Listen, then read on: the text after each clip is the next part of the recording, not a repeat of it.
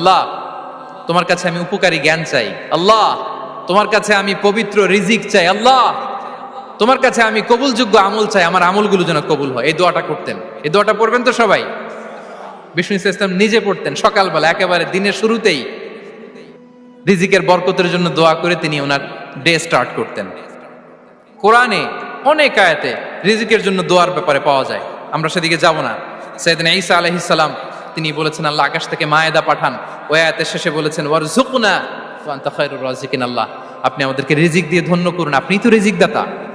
আল্লাহ নবী ইব্রাহিম আলাইহিস সালাম তিনি দোয়া করেছেন রব্বি জাআল হাযা বালাদান আমিনা ওয়ারযুক আহলাহু মিনাস সামারাত, আল্লাহ এই জনপদকে মক্কাকে আপনি পবিত্র নগরী, এই নগরীকে আপনি নিরাপদ নগরী করুন, আর এই নগরীর অধিবাসীদেরকে আপনি ফলমূল দিয়ে রিজিক দান করুন। তাহলে নবীরা তারা স্বয়ং রিজিকের দোয়া করেছেন, আমরা যেন রিজিক প্রাপ্ত